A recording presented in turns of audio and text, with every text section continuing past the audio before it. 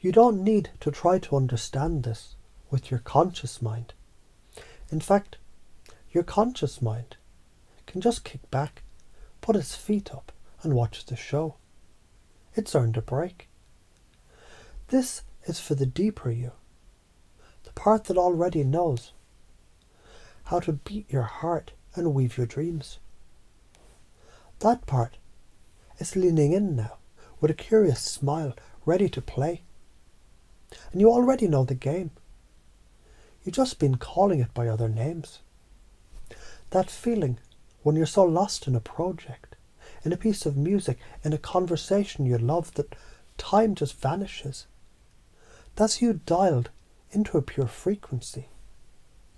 The bullshit of the world fades to a distant hum. And you're just in the flow. That's not a mystery. That's a fucking memory. That's you remembering what it feels like to broadcast on your own unique channel without static. The conscious mind, that brilliant, anxious manager in your head, it loves to worry. It's terrified of getting the signal wrong.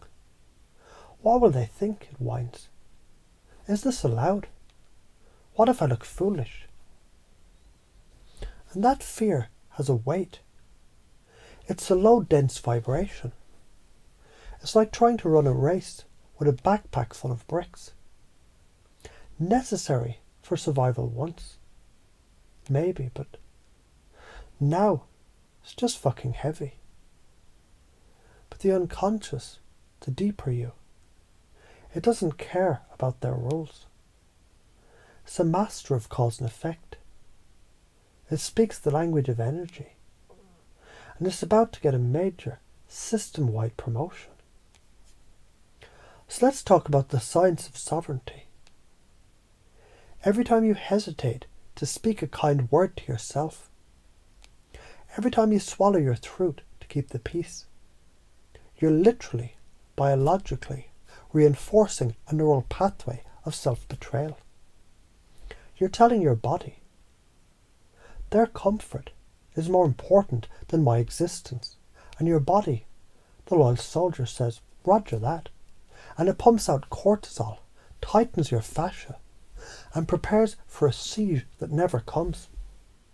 It's a brilliant ancient system for avoiding saber-toothed tigers.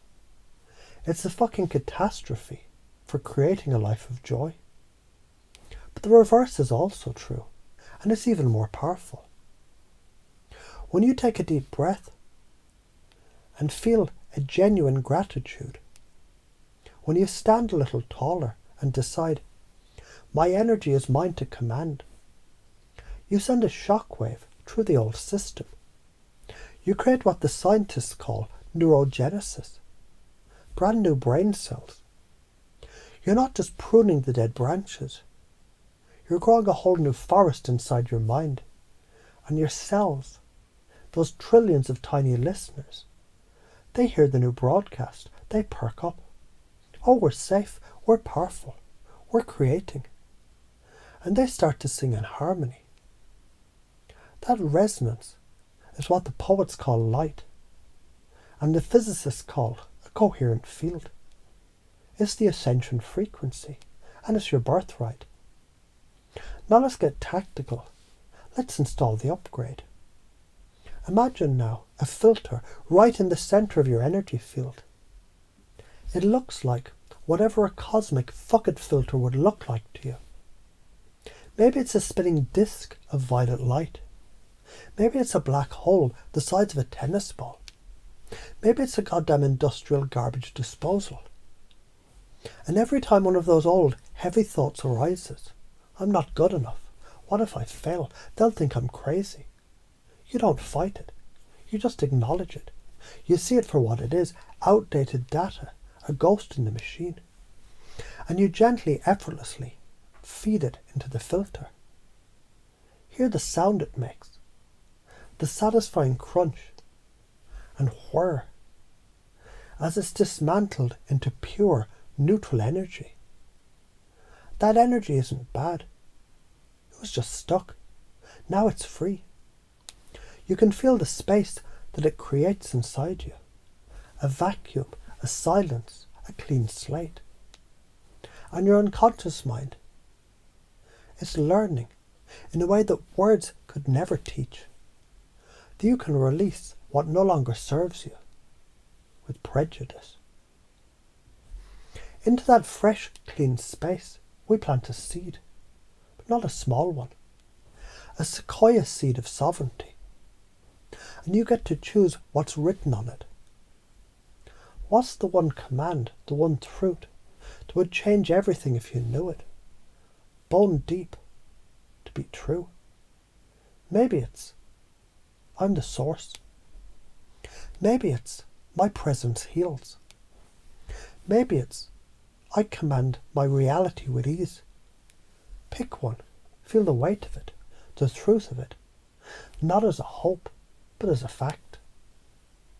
Now imagine that seed glowing with that command being placed right in your heart center. And as you breathe in, you draw energy up from the very core of the earth, a rich, dark, potent energy. And as you breathe out, you pull energy down from the cosmos, a brilliant, starry light energy, and they meet, right there on that seed, in your heart. A divine welding torch of intention. Feel it ignite. Feel the roots of that sequoia seed explode down through your legs, through the floor, deep into the bedrock of the planet. Unshakable grounding. Feel the sprout of it rocket up your spine, through the crown of your head, reaching up into the heavens, connecting you to the infinite. You're the bridge. You're the antenna. You're no longer just a person in a world. You're a world within a universe, in a conversation with the all that is. And from this new centre of gravity, your unconscious mind can begin to calculate the ramifications. It's a quantum computer running a new simulation. See the timeline where you don't do this. The one where the filter stays off and the seed remains unplanted. It's the path of least resistance. It's fine. It's comfortable. And it's a slow, quiet leak of your own power. A life of what if, spoken in a whisper at the end. Your unique signal, the one the universe tuned specifically for you, never gets broadcast.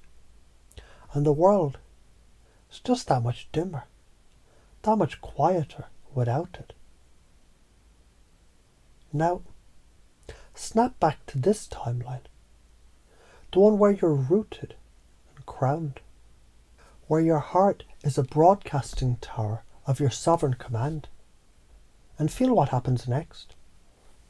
You walk into a room, and the field of that room changes, not because you're trying, but because you are.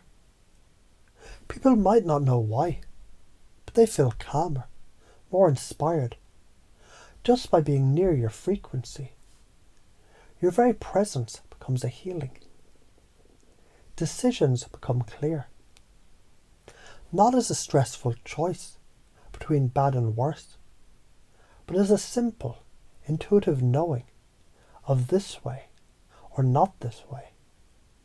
It's like following a breadcrumb trail of synchronicity that the universe lays out just for you. Challenges don't disappear. Hell no. But they stop being threats and start becoming training. They're the resistance that makes your spiritual muscles grow.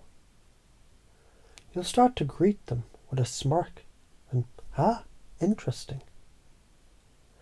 What are you here to teach me? And your voice will find its tone. It'll be yours. Not an echo of your parents, your boss, your critics. It'll be the voice of a deeper you. And it will speak truths that cut through bullshit like a laser and heal with the warmth of 1,000 suns. This isn't a future you hope for. This is a future that you're pulling into the present with every breath you take from this moment forward. The installation's complete. The codes are active. The antenna's live. The broadcast has begun. You're no longer a seeker. You're a finder. You're not a student. You're a master. You're not a human trying to be spiritual. You're a spiritual force now fully, powerfully and unapologetically commanding a human experience. And it's done.